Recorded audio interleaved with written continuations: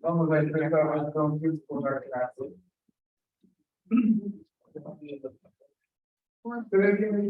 Sí,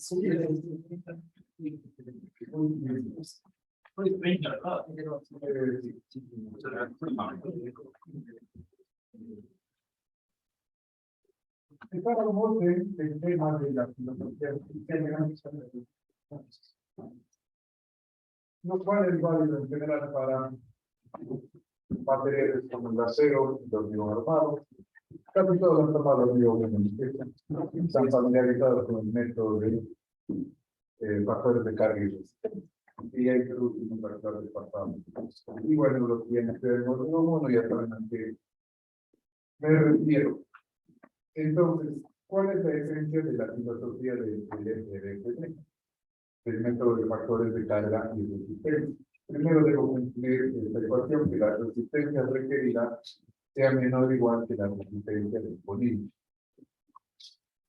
Y la resistencia requerida se calcula multiplicando las cargas o las fuerzas internas, que pueden ser momentos o fuerzas constantes, por factores de carga que por lo general son mayores que la unidad, y eso debe ser menor que la resistencia disponible, que se calcula multiplicando la resistencia nominal por los factores de resistencia. ¿Qué consideran los factores de carga? ¿Quién me recuerda los que empezaron la clase pasada? El límite. A ver, ¿por qué se factoran las cargas? Vamos a empezar. Evidentemente, la carga factorada es la carga límite. ¿Cuál es la razón por la cual se factora? No se toma valores nominales. Porque son estimaciones y por lo tanto existe incertidumbre en el cómputo en la estimación de la carga. Para tomar en cuenta esa variabilidad que existe en la carga, por ejemplo, la carga viva de un edificio está presente en un momento dado, luego se retira. Esa variabilidad puede ocurrir también en cambio de uso de la estructura. Todo ese tipo de posibles variaciones en tiempo de vida útil de la estructura son cuantificados, o esa incertidumbre es cuantificada y cubierta con los factores de carga. Ahora, los factores de resistencia son los factores que son menores a la unidad. Se multiplica la resistencia nominal por el factor pi. ¿Cuál es la razón que se multiplica o se reduce la resistencia nominal a la resistencia de resistencia? Correcto, es un factor de seguridad, pero ¿qué seguridad? ¿Por qué existe esa seguridad extra, digamos? Porque existe, adelante, porque existe variaciones en las propiedades de los materiales. Las propiedades de los materiales en campo pueden ser diferentes a los especificados en el diseño. Las secciones nominales especificadas pueden ser con un error mínimo, pero puede existir variación entre el error, entre la dimensión del elemento estructural especificada en el plano y lo colocado en otro. Existe asimismo errores, o digamos de así, los modelos de cálculo son aproximados, entonces todo eso acumula, digamos así, un error en el cómputo de la resistencia del elemento estructural. Eso es cuantificado con estos factores pi, y vamos a ver ahora con un poco más de detalle a qué me refiero con eso.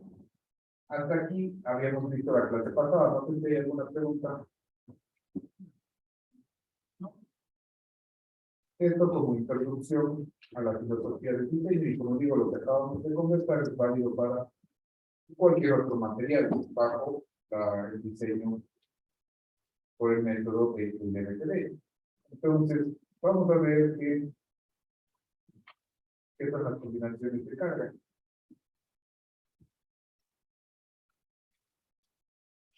Como habíamos dicho, las cargas se factoran por factores de carga que por lo general, excepto algunos casos, son mayores que la unidad y los factores de resistencia son por otro lado menores que la unidad. Entonces, para cumplir la ecuación de que la sumatoria de las cargas por los factores de carga debe ser menor o igual que la resistencia de diseño, que es la resistencia nominal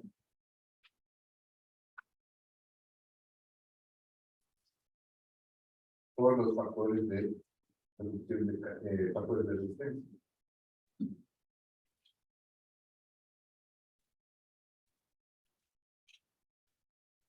Entonces, básicamente, ¿qué estamos diciendo? Si levantamos los factores de carga por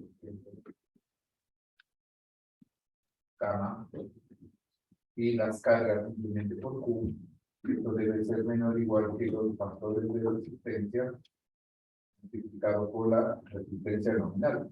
Esa es la ecuación del NRFD. Entonces, del lado izquierdo tenemos la resistencia requerida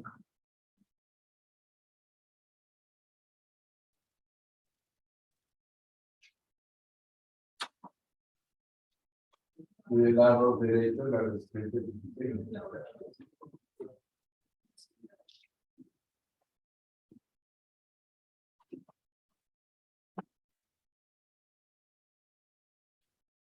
Entonces, ¿qué es lo que sucede? Tenemos una serie de cargas, como habíamos visto.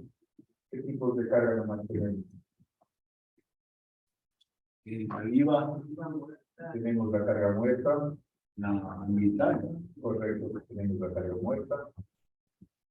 ¿Qué más tenemos? Tenemos la carga viva. ¿Qué más tenemos? Existe la carga de nieve, pero en la norma ecuatoriana de la construcción no incluye esta norma, sino más bien incluye la carga de granito. ¿Qué más tenemos? Carga de viento, que es una carga ambiental, correcto, la carga de sismo. Carga muerta normalmente le denotamos por D, la carga viva por E, el granito. Vamos a dejar así, el viento, W, hicimos la E. Aparte de estos temas, puede ser la presión de líquidos, la presión hidrostática, exacto, la presión de suelo, en fin. Entonces, ¿qué es lo que sucede? Cuando se diseña una estructura, se debe analizar cuál es la condición más crítica. ¿Cuál es la condición más crítica desde un punto de vista racional? ¿Qué se entiende por está asociado con la probabilidad de ocurrencia? Entonces, yo diseño un edificio, es probable de que esté presente toda la carga viva, toda la carga muerta. ¿Qué más es probable? Si yo diseño un edificio, es probable que actúe el viento del diseño. ¿Qué otra cosa puede ocurrir en un edificio? Puede ocurrir el sismo de diseño. No es racional suponer de que va a estar presente toda la carga muerta, toda la carga viva, y en el mismo instante va a ocurrir el viento del diseño y el sismo de diseño. Normalmente se diseña o bien sea para el viento, para una velocidad dada, o bien sea para el sismo de diseño. Eso es lo que se conoce como la condición más crítica, pero desde el punto de vista racional, ya que es improbable que en el mismo instante actúe todo. Entonces, en base a eso, se plantean lo que se conoce como las combinaciones de carga. Y ahí vienen ya los factores de carga. Entonces, en el IST, las combinaciones de carga, que igual están presentes en nuestra norma, son las siguientes.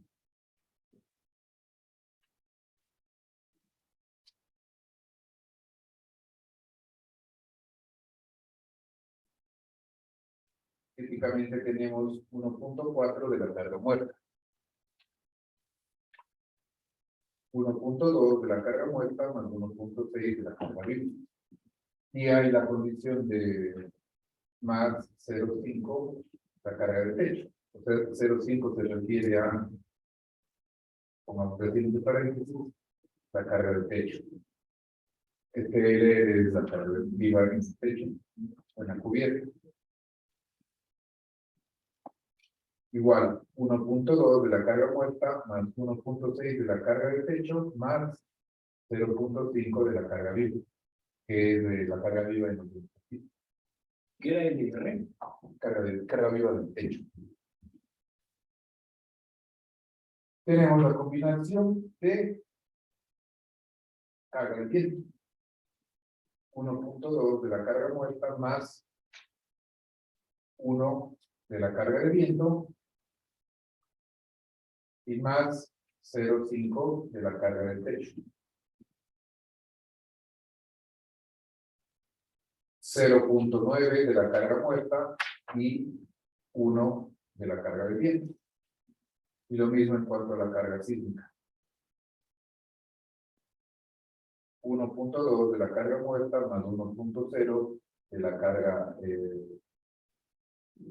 más 1.0 de la carga de sismo más 0.5 de la carga de cubierta. Y 0.9 de la carga muerta más 1 de la carga de sismo. Estas son las combinaciones. Las combinaciones típicas con las que vamos a trabajar en este curso son la combinación 1 y la combinación 2, que incluye cargas gravitacionales, como les había dicho en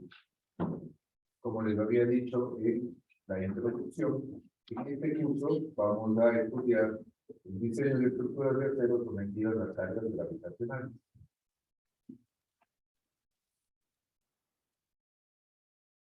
Al final vamos a ver un par de ejercicios con el viento cuando veamos el tema de esfuerzos combinados, pero esencialmente el curso se centra en cargas gravitacionales, no incluye el tema del diseño de cargas químicas. El diseño de estructuras de acero ante cargas sísmicas está detallado en el ISC 341. Entonces, el que estamos estudiando es ISC 360 del año 2016. Ese es el código que vamos a seguir en este curso y que le subí al de 2L, no sé si ya resultaron. Les recomiendo que se descarguen. Ahí está el diseño, ahí están los diferentes capítulos y está agrupado en función de los diferentes tópicos que vamos a ir tratando. Para el diseño de la carga sísmica tenemos el ISC 341.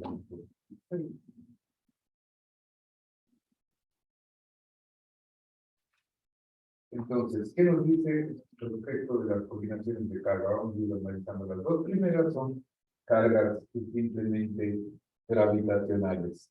En la combinación 5, que incluye la carga de viento, hay un factor de 0.9. ¿Quién me da una noción de por qué se reduce a la carga en lugar de amplificar? ¿Será porque se toma en cuenta cuando es más arriba y no se queda?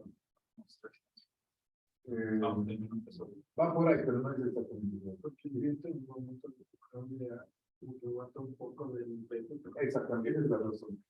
Un 10, por ejemplo, tomamos una cubierta. El viento, dependiendo del ángulo de la cubierta, en estructuras 2, de suceder todo este detalle tiene la zona de bajo dentro y la zona de fortaleza.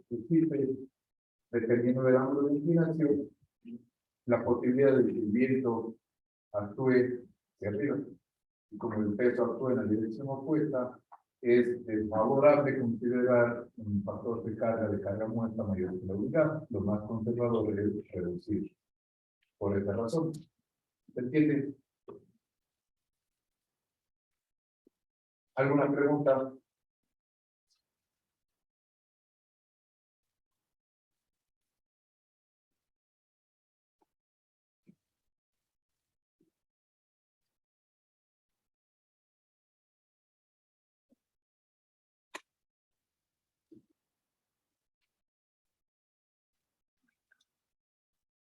Y en tanto de la elección, de verdad, creo que le puede pagar usted el monto del Perdón, de nuevo la pregunta no entendí. Está en el caso de la E, ¿qué carga se utiliza? Ya, lo que pasa es de que esto es un estudio aparte del tema de la amenaza sísmica. Es donde ver en el último semestre lo que sucede es de que en la norma ecuatoriana de la construcción nos dan un espectro de diseño así como hay valores para la carga viva, la carga muerta, la carga de viento. La carga de viento se cuantifica en función de la velocidad de la zona y todo eso. Se cuantifica, nos dan lo que se conoce como un espectro de diseño y nos dan valores de aceleración del terreno. Eso se transforma en fuerza y se distribuye en la altura. De esa manera. ¿Y por qué tiene el factor de carga 1? Porque encima viene de un análisis probabilístico. Entonces, ya está considerado ahí el tema, digamos, de la.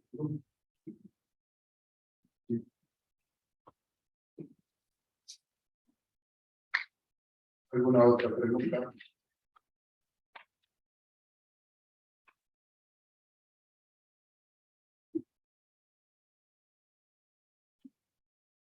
Vamos a ver un poco solo antes de pasar al siguiente punto. Vamos a ver solo el detalle del código, los diferentes capítulos del código ISP 370. Este código lo vamos a estudiar durante este mes. Es un verdadero de les pido por favor que se descarguen. El código ISP 370 está orientado al diseño de cargas no físicas, es decir, nos sirve para diseñar estructuras sometidas a cargas gravitacionales y a carga de viento, no para cargas físicas. ¿Qué es lo que vamos a ver en este curso? Entonces, ahí está agrupado en diferentes capítulos. El capítulo A básicamente nos da la noción de el alcance de la norma. Si ustedes ven, van a ver cuál es el alcance de la norma y qué tienen que, a dónde, a qué documentos deben referirse para aplicaciones en zonas sísmicas, que es en este caso la ISO 341 o para proyectos de tipo nuclear. En el capítulo A también se detalla los estándares de referencia y los materiales permitidos. En este caso, cuáles son las características que se permite en cuanto al acero se refiere. Todo esto que conversamos en el primer capítulo, que es lo que estudiamos la sesión pasada. Y nos detalla algunas cosas como las especificaciones, como que deben contener las especificaciones de diseño y los planes estructurales para la construcción de los terceros. En el siguiente capítulo se detalla lo que estamos conversando en esta sesión. Básicamente, cuáles son las combinaciones de carga y los fundamentos de diseño. Los fundamentos de diseño y básicamente detalla la esencia del método LGB. En este capítulo B también se detallan propiedades de los elementos que vamos a utilizar tanto en el capítulo 4, que es de elementos sometidos a compresión, como en el capítulo 5, que es de elementos sometidos a dirección, en este caso vigas. ¿Qué nos detalla esto de propiedades de los elementos? Nos detalla relaciones de ancho-espesor que definen la test local del elemento, los elementos que conforman el movimiento estructural. Esto vamos a ver con detalle en los siguientes planos. Luego tenemos el tema de estabilidad. A esto nos vamos a referir en el capítulo final del semestre, cuando veamos flexocompresión, y vamos a ver lo que se conoce como el método de análisis directo, y que es para un método de acá, que está detallado acá, y que es un método aproximado para tomar en cuenta los aspectos que se llaman. A eso nos referiremos al final del capítulo. Luego, a partir de la siguiente clase, vamos a empezar ya con materia de diseño. Vamos a empezar a diseñar elementos sometidos a tensión, que son los elementos. Luego de los elementos de tensión viene el capítulo G, en donde tenemos los elementos sometidos a compresión simple. Compresión simple se entiende que no existe flexión, y la carga que está en el centroide del elemento. Luego viene el capítulo de vigas, que se compone de dos partes. El diseño por flexión, que está detallado en el capítulo F, y el diseño por corte, que está detallado en el capítulo G. Este capítulo, como había dicho, la sesión introductoria es el más largo. Y concluimos el semestre con el diseño de elementos sometidos a fuerzas combinadas. Vamos a ver lo que es básicamente la flexocompresión. En este capítulo vamos a regresar, como había dicho hace un instante, al tema de estabilidad. Y vamos a ver por qué se dan esto que se conoce como los efectos PLM. Esto es más o menos a breves rasgos lo que vamos a estudiar y lo que tenemos disponible aquí en el código ISC. Es bueno aclarar algunas cosas, que este código, insisto en esto, está a su alcance, es para básicamente cargas que no son sísmicas.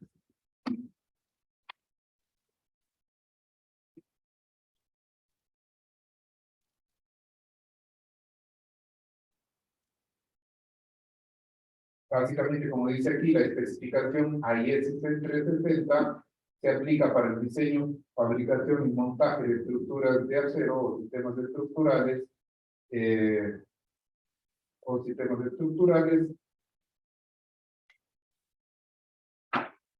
y básicamente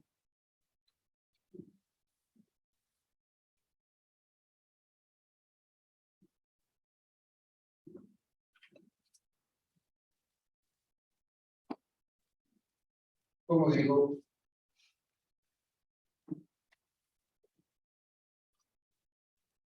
la aplicación se limita a cargas que son no sísmicas. Por ejemplo, en nuestra zona, los edificios están controlados por el sismo, hago énfasis en esto. El código ISC 360 no es suficiente y se debe detallar con el ISC 341. Acá tenemos las referencias de los códigos, como por ejemplo el código de hormigón.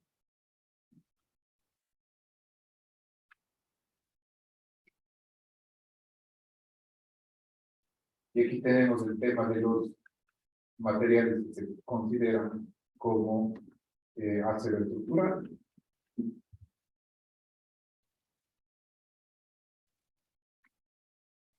Aquí tenemos toda la perfilería laminada en caliente. En nuestro medio los que utilizamos son el acero ASTM A36, como vimos en la primera clase. El acero A36 tiene A36 significa que tiene un límite de fluencia de 36 kPi, que en nuestro sistema es 2500 kilogramos por centímetro cuadrado. El otro acero que se utiliza es el acero A572, grado 50. Grado 50 es el límite de la afluencia mínimo, que son 50 kPi, que son 3500 kilogramos por centímetro cuadrado. Estos son los dos aceros más utilizados.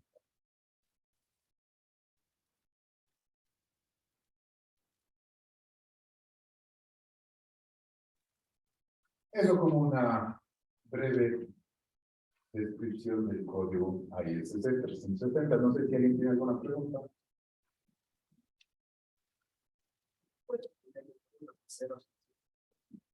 Claro. En nuestro medio, en cuanto a perfilería se refiere, tenemos el ASTM A36, que es el límite de fluencia por 1500 kilogramos por centímetro cuadrado, y el ASTM 5.2 grados 50, que es el límite de fluencia por 1500 kilogramos por centímetro cuadrado. ¿Está bien? ¿Alguna otra pregunta? Otro acero que se utiliza, pero en menor medida, es el ASTM 992, que como vimos tiene un límite en cuanto a la relación FU-FY respecto del A572, que no pone ninguna explicación. Entonces, en el curso, durante el semestre, nos vamos a referir principalmente a estos tres tipos de aceros. ¿Está bien? ¿Alguna pregunta adicional? Volviendo al tema, vamos a ver cuáles son los fundamentos probabilísticos del LRT.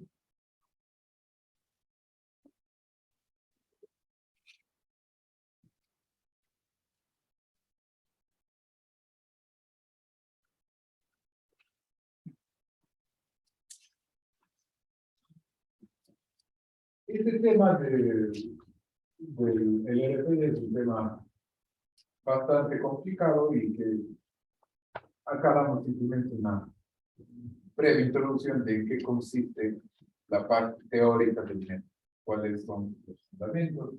Entonces, vamos a describir brevemente para que se tenga una noción de en qué consiste.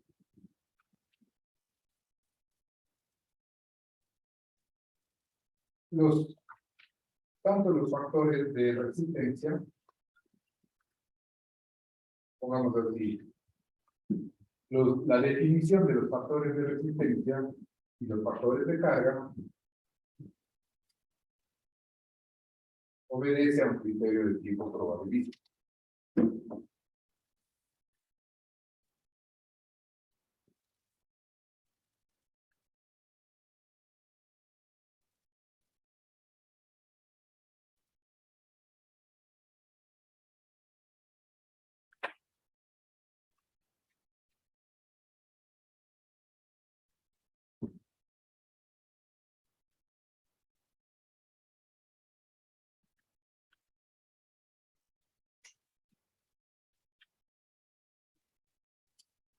¿A qué me refiero con esto?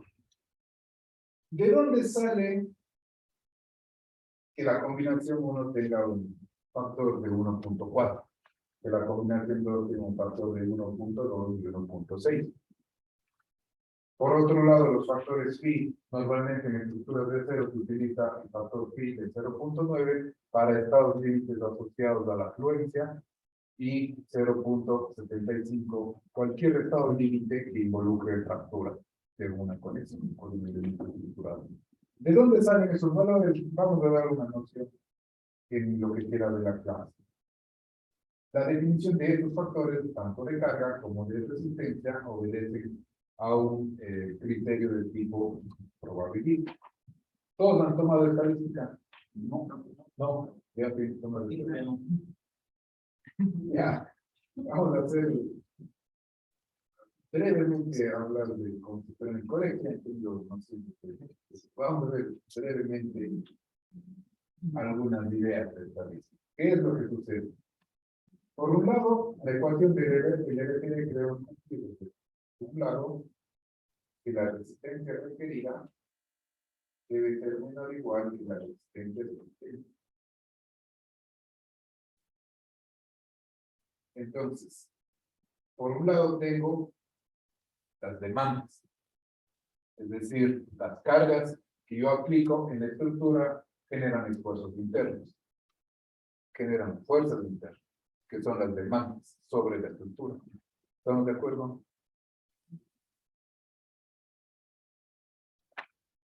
Y por otro lado, la estructura tiene una capacidad dada, tiene una capacidad limitada. La estructura tiene una resistencia en función de sus materiales y en función de la geometría, ¿cierto?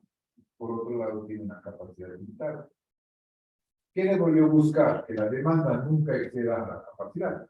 Si la resistencia de una viga que es de 100 kilogramos metro, el momento vector actuante en la viga, con cargas factoradas, no debe sobrepasar esta resistencia. Eso es lo que debo quitar.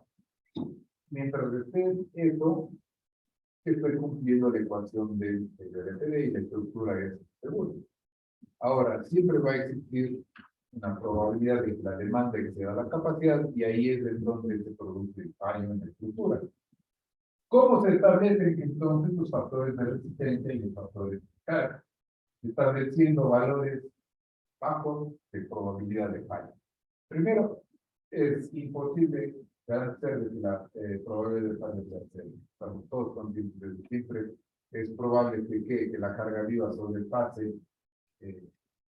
la carga esperada o que el signo del diseño sobrepase lo cuantificado. Entonces, o lo estimado, vamos a partir de que existe una probabilidad de fallo. Lo que los códigos hacen y lo que el criterio este del LRTD, que postularon el criterio del LRTD, establecieron que esta probabilidad de falla sea baja, pero se fijaron niveles de probabilidad de falla. ¿Estamos de acuerdo? ¿Se entiende eso? En base a eso, ese, digamos así, el principio. Vamos a ver un poco los detalles, pero ese es el fundamento. ¿Se entiende? ¿Alguna pregunta?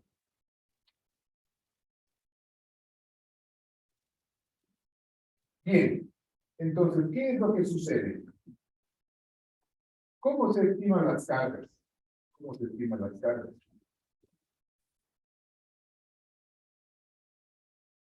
Como habíamos dicho, las cargas se estiman en base a mediciones reales en oro.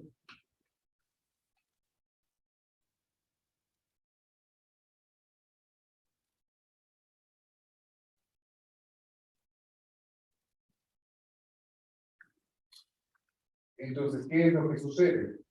En efecto, se cuantificó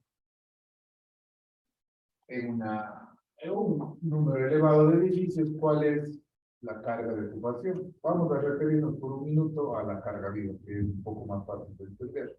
La carga muerta es cuantificable desde el escritorio, no sé si yo puedo saber las dimensiones del elemento estructural y con el cuantificar su peso. El criterio es el mismo, pero vamos por un minuto a centrarnos en la carga viva. La carga viva viene de mediciones de edificación, de mediciones reales en obra, y en base a eso, ¿qué es lo que se lleva? Se lleva a un proceso estadístico. Y se lleva a un proceso estadístico.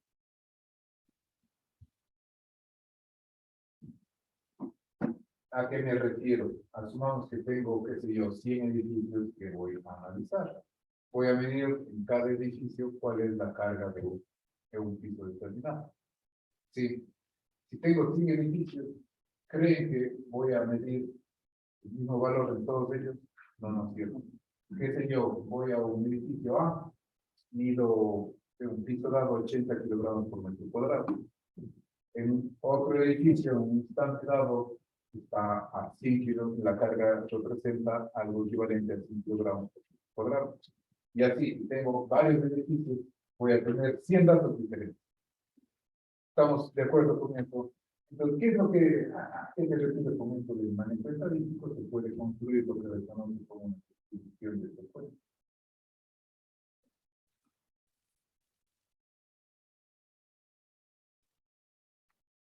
Y aquí el valor de la nota. Entonces, voy a tener que un edificio, qué sé yo, la carga viva de 100 kilogramos por metro cuadrado se repite en 5 edificios. Una carga cercana a los 80 kilogramos por metro cuadrado está en 3 edificios. Una carga de 120 kilogramos por metro cuadrado está en 2 edificios. ¿Sí me entienden? En base a esto construyo lo que se conoce como la distribución de frecuencia. Y puedo tener una gráfica de eso.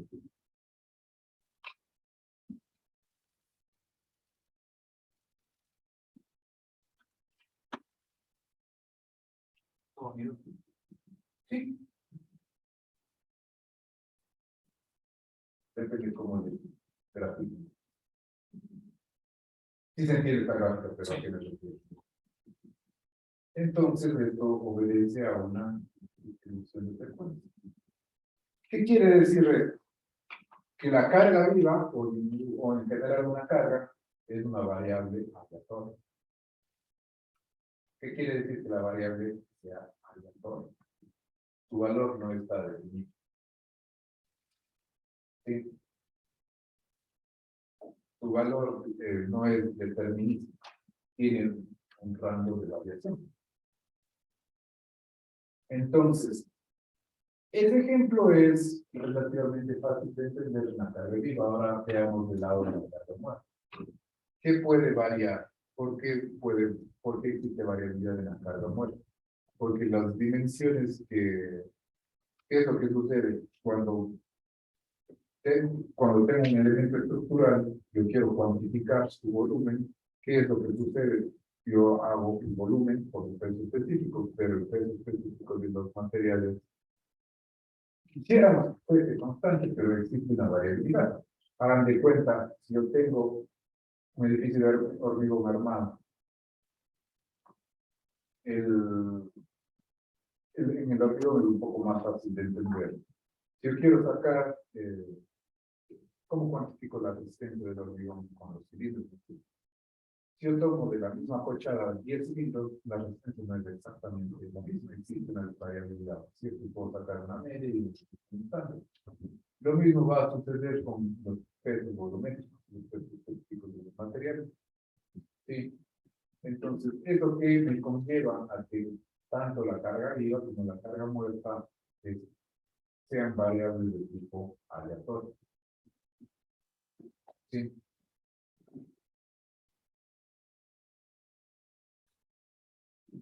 ¿Qué puedo sacar yo de estos datos? Puedo sacar valores como la media aritmética, que es igual simplemente a la sumatoria de las muestras dividido para el número de observaciones o de muestras.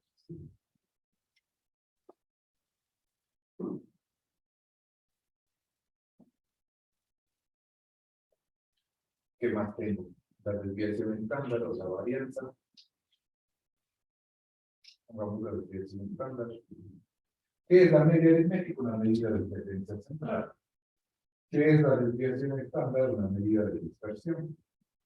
¿Cuán separados están los elementos de la muestra de la media aritmética? ¿No es cierto? Entonces, la desviación estándar es otro parámetro que nos sirve bastante para nuestros propósitos. La media aritmética, la desviación estándar, el coeficiente de variación. La desviación estándar, como se define, como la raíz cuadrada de 1 sobre n de la sumatoria igual a 1 a n observaciones de la muestra menos la media. Esta es la desviación estándar. Y otro elemento que nos sirve bastante es el coeficiente de variación, que es una medida de dispersión relativa.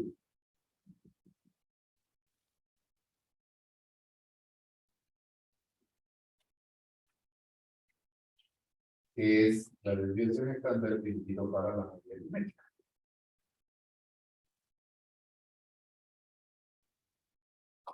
Entonces,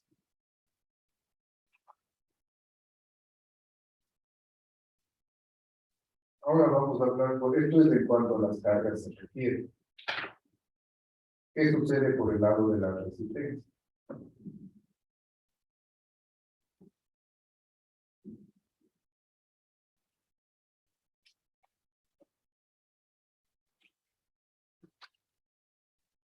¿Qué sucede por el lado de la resistencia? Puedo construir una gráfica similar de los parámetros que definen la resistencia.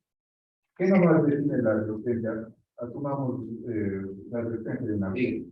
Ustedes ya han tomado mecánica de materiales. ¿Qué creen ustedes que define la resistencia de una viga?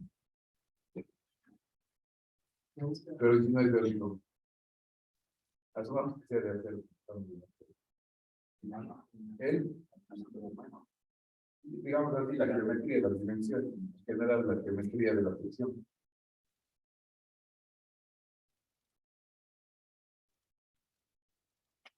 ¿Qué más creen que puede definir la resistencia? Si utilizo A0, A36 o A0, A522, va a ser diferente la resistencia. ¿Listo? Entonces, ¿de qué depende del material o de las propiedades del material?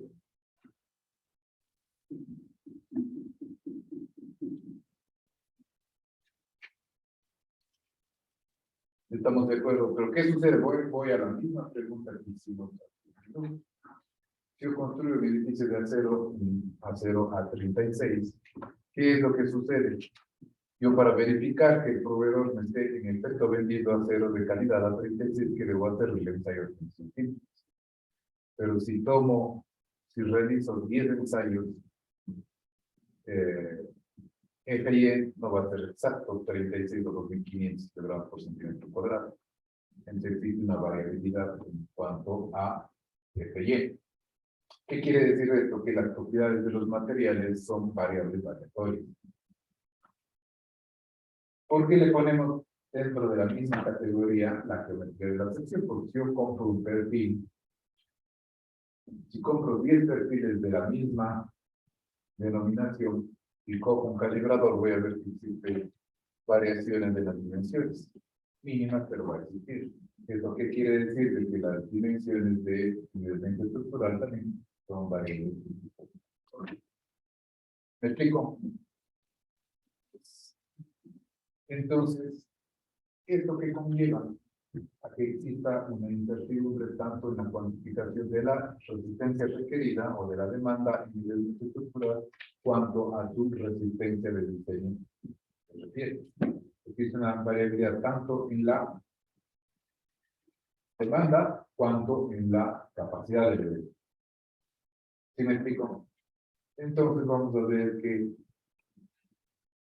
en función de definir lo que se conoce como la propiedad, como la probabilidad de falla, en función de la definición de la probabilidad de falla, se puede establecer cuáles deberían ser los factores de resistencia y los factores de carga para satisfacer este requerimiento. ¿Me gusta entender? Típicamente, los factores de resistencia en estructuras de acero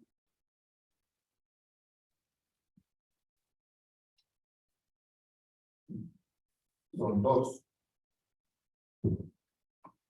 Factor phi, los factores en los cuales se involucra fluencia de los elementos, en los cuales se involucre flexión o clasificación de la sección.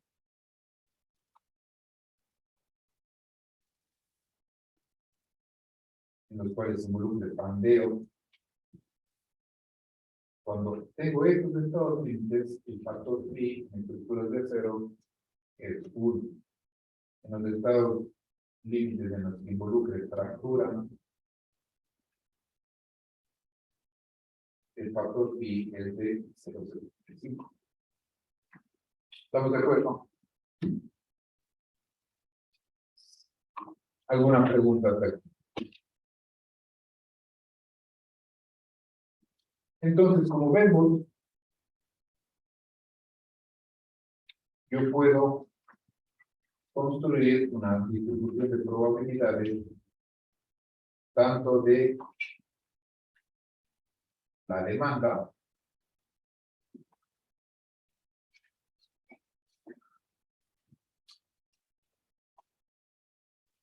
como de la capacidad.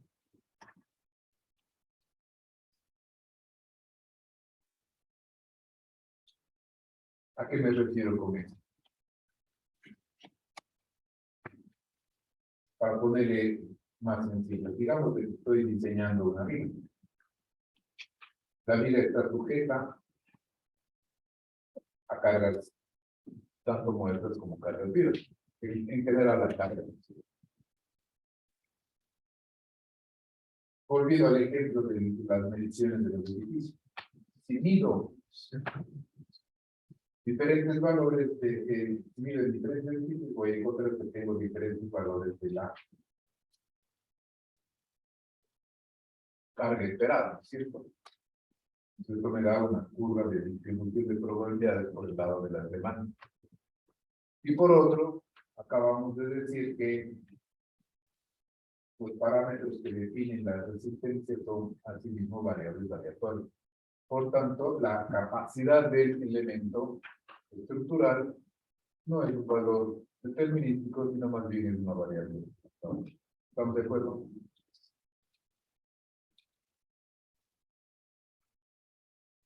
A las cargas vamos a denotar por Q y a la resistencia simplemente por R. ¿Cuándo voy a definir entonces la probabilidad de falla?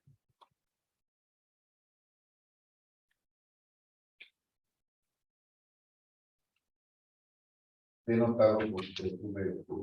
¿Cuándo voy a tener la probabilidad? ¿Cuándo va a ocurrir la falla?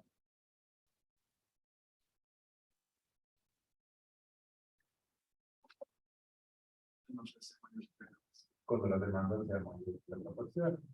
Es decir, cuando la relación, la probabilidad de falla va a ser cuando la relación punto quiere sea que.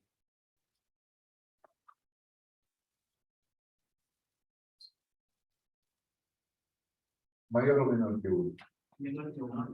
Mayor que 1, porque puede la carga, cuando la relación entre la carga y la resistencia sea mayor que la velocidad. ¿Estamos de acuerdo? Puedo expresar de otra manera, esto mismo, diciendo de que la relación R entre Q sea menor que velocidad. ¿Estamos de acuerdo?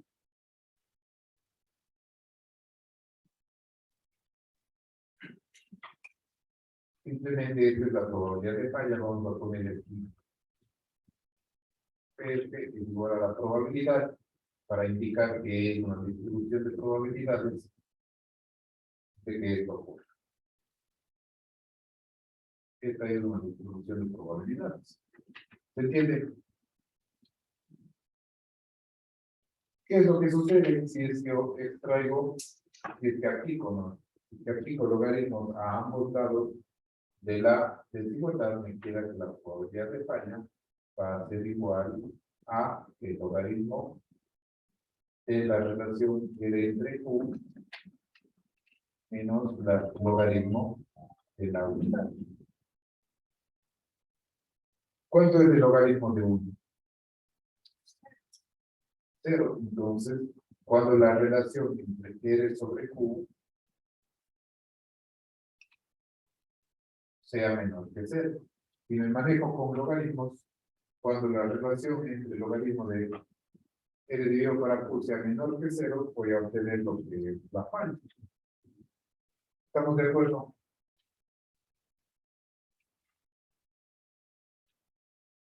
¿Se entiende hasta aquí? ¿Alguna pregunta? Entonces voy a construir asimismo una curva, una distribución de probabilidades de la relación R entre Q. Vamos a ver si ya la construir.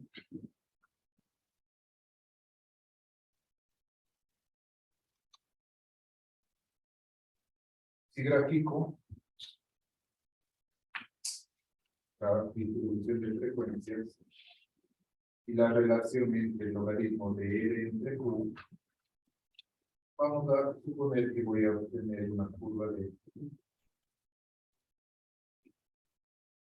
Si supusiésemos que es una distribución normal,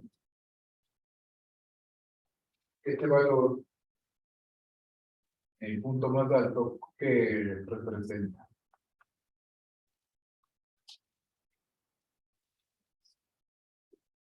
la media del medio.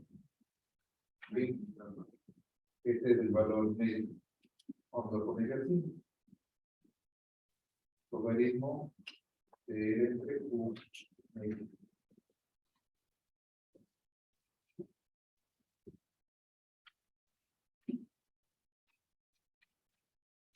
Ahora,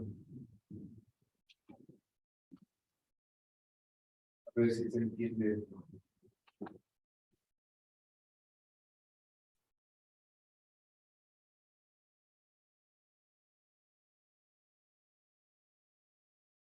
En este gráfico,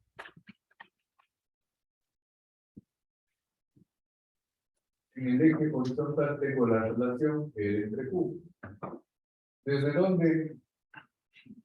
En el eje horizontal. ¿Desde dónde se puede definir todos los casos de falla?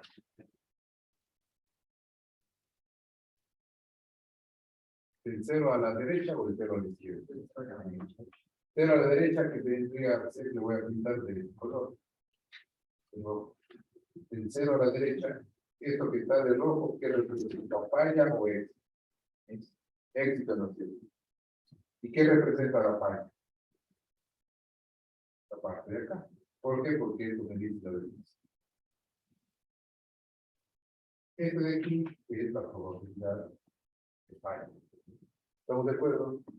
No sé si se está entendiendo. Digamos, asumamos que estoy analizando un marco de un edificio. ¿Sabía? ¿Cuál es la probabilidad de que esta liga falle? Eso va a depender de la relación entre la demanda y la capacidad. ¿Sí? Para todas las casos de carga en los cuales la relación R entre Q y el logaritmo de S sea menor que 0, para todos los casos que yo mida, voy a tener una falla, ¿no es cierto? Entonces, asumamos de que estoy analizando, no sé, un edificio, 50 edificios, llevo una estadística. De esos 50 edificios quiero saber la probabilidad de falla de la brigada. ¿Qué es lo que hago?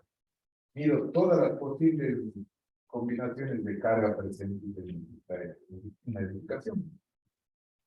Y miro asimismo las propiedades de los materiales. Asumamos que en total hice 1000 mediciones. Todo lo que estamos describiendo es un proceso bastante complicado, no es tan simple, pero queremos simplemente dar la idea central detrás del método. Entonces, para dar una idea central, simplemente vamos a poner un ejemplo de fácil comprensión. Asumamos de que tengo en total 1000 mediciones.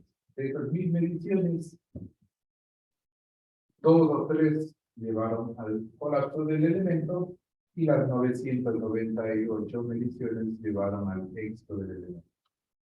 ¿Cuáles son los casos que caen en esos casos de falla? Los casos en los cuales la relación de R entre Q es menor que 1 o el logaritmo de R entre Q es menor que 0. ¿Estamos de acuerdo? Entonces, ¿qué es lo que se hace? Lo que se hizo es en los códigos establecer valores objetivos. Yo sé que en la realidad es probable que exista una falla. ¿Cuán probable es? Pues lo que se hace es definir el valor de esta área. El área bajo esta curva morada me va a definir un área de falla, una probabilidad de falla. ¿Estamos de acuerdo? Entonces, lo que hicieron quienes postularon este método es definir valores de probabilidad de falla. ¿Me explico? Y calibrar los factores de carga y resistencia de manera tal que en el diseño los elementos caigan en una probabilidad de falla baja. Y la probabilidad de falla, al ser un número relativamente bajo y difícil de manejar, la probabilidad de falla es un valor para definir, pero se estableció otro y que es el que se conoce como índice de confiabilidad o de fiabilidad, que es esta distancia desde el origen hasta el valor de la posición media. Esto es lo que se conoce como el índice de fiabilidad.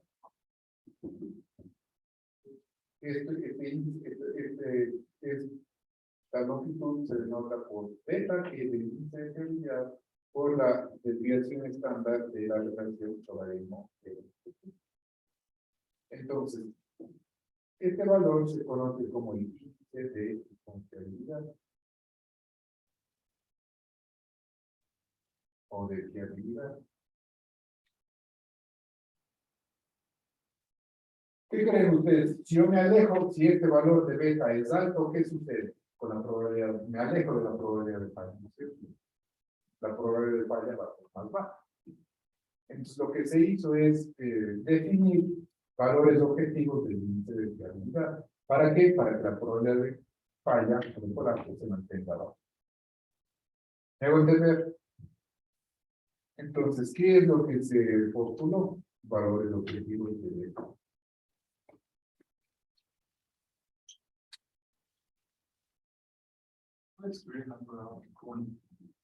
¿En dónde quedó? En otro lado. Creo que ves que no. Índice de fiabilidad. No, a la vez Por el de aquí. Ajá. A ver, voy a decir un nuevo sigma. Este de aquí es sigma, pues aquí dice beta por sigma, el logaritmo natural de sigma, la desviación estable. ¿Sí? Beta es mayor que la unidad. ¿Está bien ahí? Sí. Entonces, ¿qué es lo que hago? Establecer valores objetivos de beta. Y lo que postularon es lo siguiente. En función del tipo de componente. Primero, a breves rasgos se establecieron dos tipos de componentes, es decir, los elementos estructurales o miembros estructurales y las conexiones. Se hizo esta primera definición. Elementos estructurales o miembros estructurales y conexiones. ¿Cuál creen ustedes que conlleva una falla más catastrófica? ¿La falla de la conexión o del elemento? En general de una conexión, ¿por qué? Porque el tipo de falla de una conexión generalmente es frágil. El de un elemento puede ser útil, por ejemplo, puede fallar porque la viga se plastificó, pero eso implica grandes deformaciones en el cuerpo. ¿Sí? Entonces, en general, es las conexiones. Conexiones permitidas a qué tipo de madurado. Las conexiones en general se refiere a la manera en cómo se usan los elementos estructurales. Por ejemplo, puede ser internada o puede ser toda la estructura, es decir, tenemos dos categorías. Internada, ¿verdad? Puede ser que se fracture los cordones de soldadura, puede ser que se fracture, como vamos a ver a partir de la siguiente semana, en el caso de las conexiones internadas, se fracture algún bloque. Entonces, es lo que conlleva una falla de tipo catastrófico. ¿Qué sucede? Un elemento que está sometido a tensión, primero se deforma significativamente antes del fallo, entonces es una falla de tipo dúctil que permite que se evacuar a la gente, poner con recaudos, reparar, en cambio una falla de tipo frágil es catastrófica. ¿Está claro? Entonces, tenemos el tipo de componente y los casos de carga.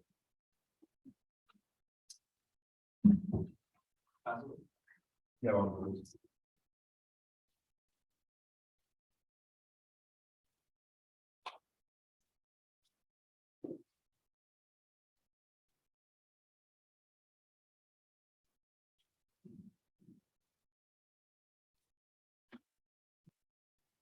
Casos de carga. Si es que analizo la combinación de carga viva más carga muerta, analizo la combinación que incluye el viento o analizo la combinación que incluye el viento. ¿Por qué se hace esta distinción? Ya vamos a ver. ¿Cómo se establecen los valores de beta? Cuando yo analizo cargas gravitacionales, es decir, combinación de carga viva más carga muerta, para los miembros estructurales se establece un valor de 3. Para las conexiones un valor de 4.5. ¿Me explico? ¿Qué quiere decir esto? Que para las conexiones la probabilidad de falla va a ser más baja. ¿Sí? Y es por eso que el factor pi es más bajo que el 0.75. ¿Sí? Ahora, cuando incluye viento, para miembros estructurales, esto baja a 2.5 y para el caso del sismo, esto baja a 1.75. Pero en las conexiones se mantiene en 4.5 para todos los casos.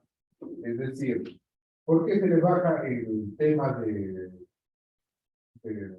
cuando tengo viento o sismo, el tema del factor beta? Porque normalmente en el diseño de sismos resistentes se afecta daño. Sería antieconómico diseñar una estructura ante un sismo que permanezca esencialmente látil. Entonces, en el caso del sismo, se acerca cierto daño y es donde conversar con detalle en las clases del instrumento de ingeniería sísmica. Pero en las conexiones se establece el mismo nivel de seguridad.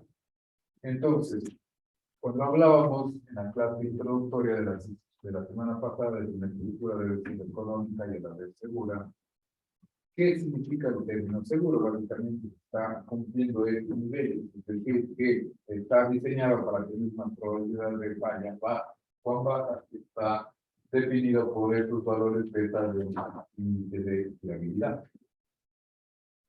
¿Sí me explico? Entonces, ¿qué es lo que vamos a hacer de aquí en adelante? Yo tengo valores nominales de carga viva. Los valores nominales se tienen de los códigos.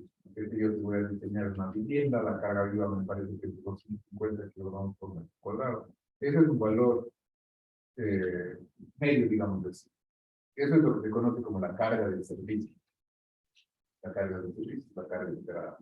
Ahora, esa carga se multiplica por 1.6 y a la resistencia nominal, que sé yo, si estoy diseñando una viga, le multiplico por un factor del 0.9 y una conexión por un factor del 0.75.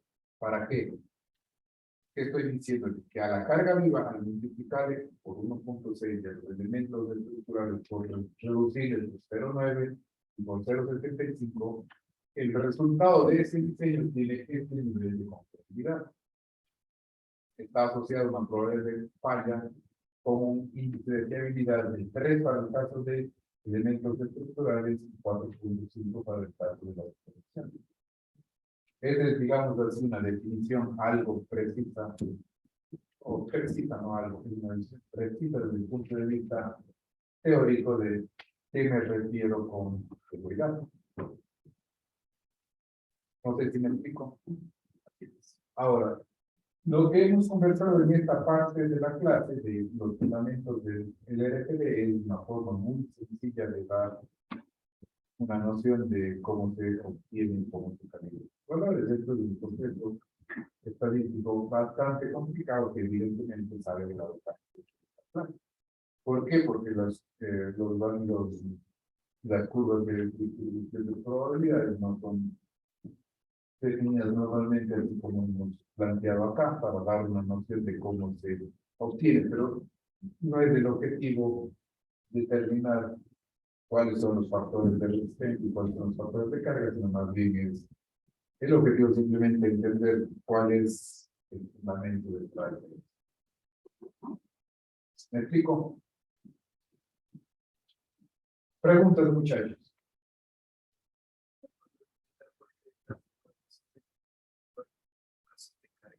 No mayor casos de carga si tienen mayor valor del índice. Los casos de carga son mayor índice beta. ¿Por qué son mayores? ¿Qué? Volvamos a esta gráfica. Si el valor de beta es mayor, ¿qué sucede con este valor medio?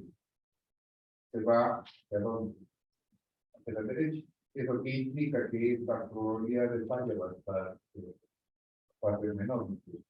Digamos, ¿qué es lo que sucede? Voy a estar más alejado de la falla. Entonces, en las conexiones que tengo fallas del tipo catastrófico, yo busco disminuir la probabilidad de falla. Ahora, estos valores de aquí fueron postulados. Estos valores de aquí obedecen ya a los consensos a los que se llegó y prácticamente se han mantenido inalterados por los años. ¿Sí? Preguntas, muchachos. Adicionales. ¿Está claro? Con esto terminaríamos la parte introductoria al curso. Nos queda empezar ya con el diseño de los elementos estructurales. Vamos a ver el diseño de los elementos de tensión, la compresión simple, vigas que implica flexión coste y flexocompresión. ¿Está bien? Entonces, por hoy dejemos hasta aquí, ya que hemos concluido el...